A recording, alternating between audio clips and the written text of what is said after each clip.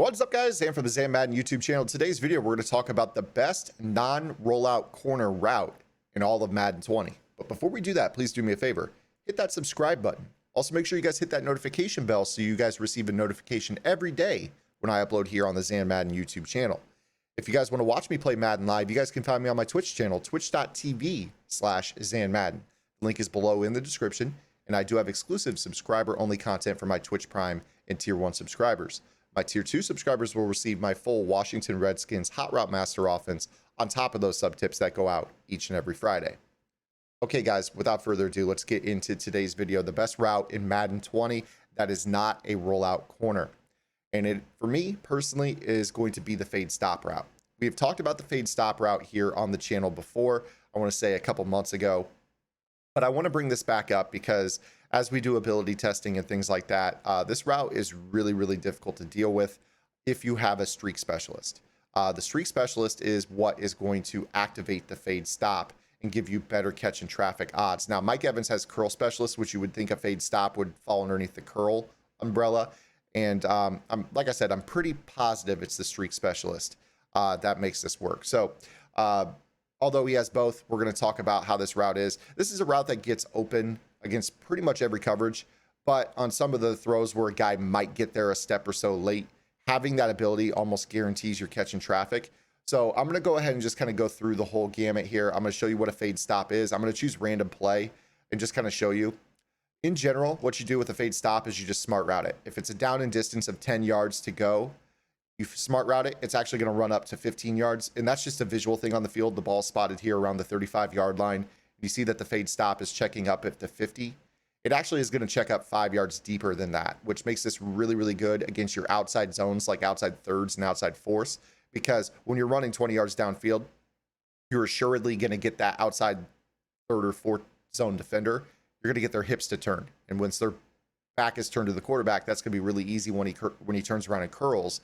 And then the fact that streak specialist, which allows you to throw streaks and fades with, you know, good release animations off the line and better catch and traffic downfield, since this fade stop falls underneath the streak specialist umbrella, even though it's a curl, he's going to get those boosted catch and traffic odds if there's a guy breaking on his, you know, trying to hit him in the back while he catches the ball, or, you know, if it's a tight window with an underneath zone trying to get out there, or a buzz zone trying to get out there. It's already going to be in a really good spot against all zones, behind pretty much any of the underneath zones, but in front of all the deep zones. But, you know, just going to help you catch those extra catch and traffic odds. And then if it's man coverage, it's, again, same deal. You're going to get his hips turned, and you're going to be able to get those catch and traffic odds once he stops. So we'll kind of go ahead and show this to you here. Just working this. Here's an example of Earl Thomas. Earl Thomas is in the zone, of course, to start the video. So that is the route in general. What I like to do to guarantee, just in case there is a safety rotating, is I like to just send someone to the flat, and that's going to help make sure that a safety rotating to a buzz zone doesn't stop this. So you see here in this example, this is going to be a cover 2. This is going to sit up nice and easy right there in the zone. You see right there how Earl Thomas, who has better catch knockout odds because he was in the zone. We show that to you right there. He's got forced incompletions on the zone hawk. He basically is not going to get those extra catch or knockout boosts because Mike Evans has catch and traffic odds on that route. So again, all I like to really do on this is I just like to make sure that I have some route crossing the field underneath a fade stop. And I'm just going to throw this ball right as he turns around. And you see right here, I can just possession catch it. He's going to hold on to it very consistently. Man coverage won't do anything against this. Cover 3, cover 4 won't do anything against this. Really, the only thing that's going to stop this route is bringing pressure. So, you know, if they bring pressure, that can, you know, be a little bit of a help. You see right here, I'm just going to go ahead and throw this ball. You know, you just aggressive catch it. You see how he just holds on to it very easily at a depth of about 20 yards. So man coverage doesn't do anything. Zone coverage is going to turn their hips too quickly to do anything about it.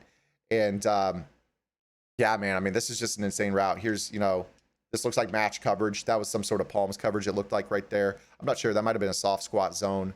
We'll go ahead and try that again. That was a little bit of a rarity. Plus, Earl Thomas is still in the zone somehow. We'll see right here. Here's another man coverage example. We're just going to throw, you know, that route right there. You see right there how, you know, it's just a guaranteed 20 yards. I mean, you're going to get to the point where your player is going to get in the zone. Now I'm going to go ahead and throw the ball intentionally incomplete to him just to make sure that he falls out of the zone. I don't want to give you guys ideas that this route is just because he's in the zone. It's really not. So you see right here, here's a cover 3 example. Actually, it's a man under. We're going to go ahead and throw that. You see how he gets the extra separation? We just aggressive catch it about 15 yards. He comes back to the depth of 15 yards. It doesn't stop at 15 yards. See here, here's that safety rotating. We get him to suck down. So that first example where we had Earl Thomas sitting on that route. By sending a route underneath, it pulls down Earl Thomas and allows you to throw this ball. And again, I'm just running this against random coverage.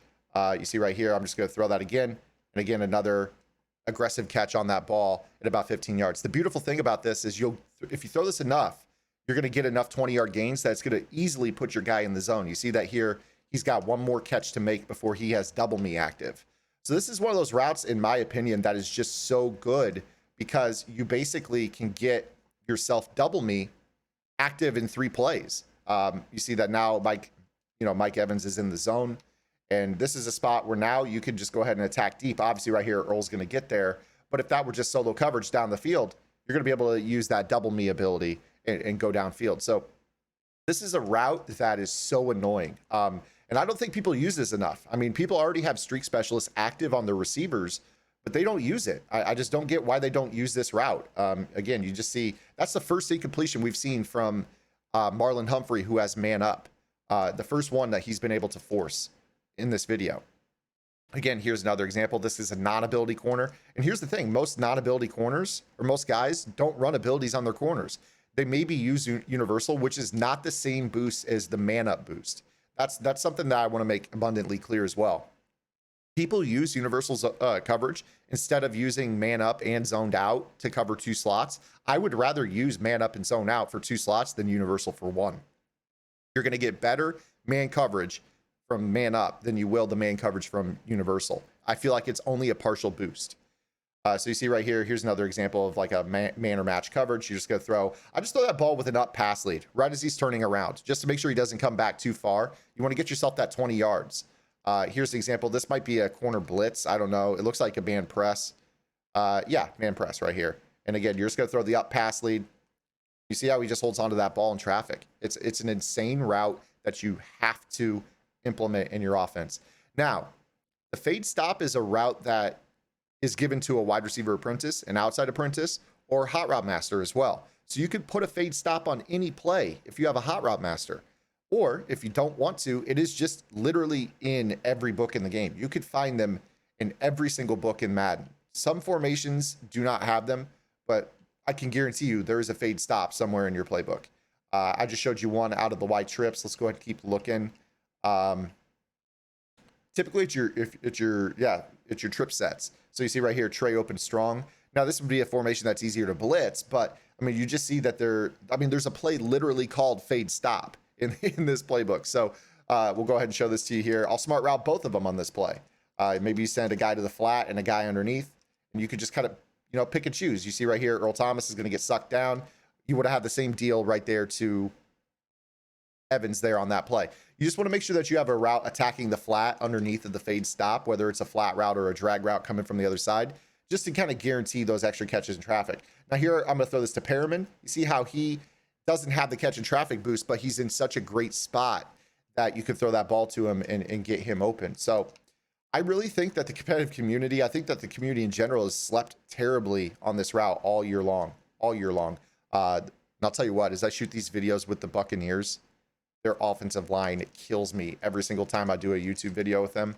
I sometimes have to redo takes, but at this point, you guys are pretty well seeing that this route in general is unreal against all coverages: man, cover 3, cover 4, cover 2. It just puts itself in a spot where it's so hard to defend. Now, if you are facing man coverage and you don't have the streak specialist ability, it does kind of disrupt the release. You see right here, Perriman running his. You can still throw that ball, but you're still going to rely on the dice roll catching traffic where they might drop it. So it's a good route to throw to a non-ability receiver, but you might notice that he drops it a little bit more than everyone else. I tried to throw that ball incomplete there to Mike Evans. We'll go ahead and throw one more here and round out the video. If you guys have any questions, comments, concerns, or complaints, as always, drop them in the comment section below. I know I've done a video on this as my running back kind of stands there and leaves me out to dry. I know I've done a video on this route before, but I really want to get the talking point out there that, hey, I think we're kind of missing the boat here on this route. It's such a good route. You guys should absolutely be using it. And if you're not, I would question why. So hopefully you guys have a great day. We'll see you guys tomorrow with our next upload. Until then, this is Zan. Get the lab and good luck.